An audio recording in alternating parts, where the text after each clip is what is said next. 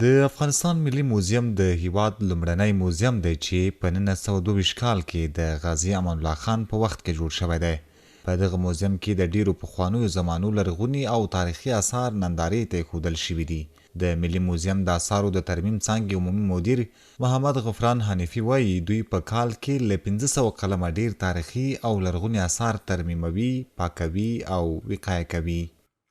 دپارتمنت ترمیم او اثار موزیم ملي د لرغونو اثارو د ترمیم څانګه د هیواد په کچه یوه ستره څانګه ده چې په کلني ډول پکې تر 1500 قلمه ډیر اثار ترمیم او پاکیږي.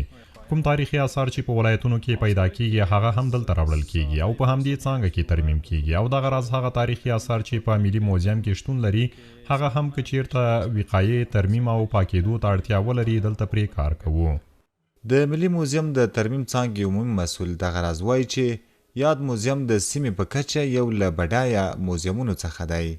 قدامت آثار گفته میتونیم که از قرن د اثارو د قدامت په اړه ویلی شم چې دلته په ملي موزیم کې ان د 2مې او 3مې پیړۍ اثار شتون لري او ثابت شوي هم دي او دغه راز زموږ په ملي موزیم کې د سیمې په کچه تاریخي او ډیر کم پیدا تاریخي اثار شته دي او دا زه په ډاډ سره ویلی شم چې نن سبا د افغانستان ملي موزیم د سیمې په کچه یو له بډایه موزیمونو څخه دی.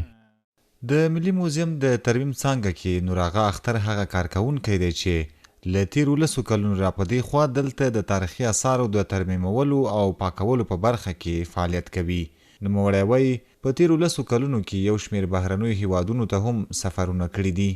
مدت 10 سال میشه که د دپارتمنت ترمیم اثار لاس کاله کېږي چې د ملي موزیم د ترمیم څانګه کې مې غړیتوب ترلاسه کړی او دلته په کار کولو بوخت یم. په دا تیرو 10 کلونو کې مې له بهرنیو او داخلي متخصصینو سره ګډ کار کړی او په دې برخه کې مې ډېرې تجربې لاسته راوړي دي. دغه راز یو شمېر بهرنیو هیوادونو ته مې سفرونه کړي لکه چین، جاپان او د چک جمهوریت ته تللی یم. هلته مې په روزنیزو ورکشاپونو کې ګډون کړی او په دې برخه کې مې تخنیکي او مسلکي روزنه ترلاسه کړې ده. خو ډېر ځلې یعنې 3 ځلې چین ته تللی یم. هلته مو د باختر ګنجینې نندارتون جوړ کړی و چې شاوخوا 15 میاشتې زه د چین په چنګدو ښار کې د چنګدو موزیم کې وم. په ملي موزیم کې محمد ابراهیم د لارښود دنده لري. نوموړی په یاد موزیم کې د لوګرمې ساینک نندارتون په اړه داسې وایي.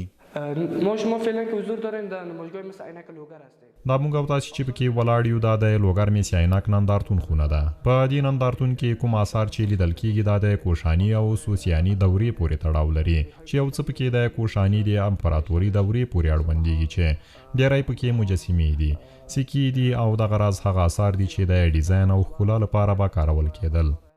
د افغانستان ملي موزیم چې د کابل موزیم په نوم هم یادېږي د هیواد تر ټولو لوی موزیم دی چې د افغانستان تاریخي اثار پکې ساتل کیږي. د معلوماتو له مخې په دې موزیم کې داسې لرغوني او تاریخي اثار هم شته دي چې قدامت یې ان د 2مې او 3مې پیړۍ سره تړاو لري.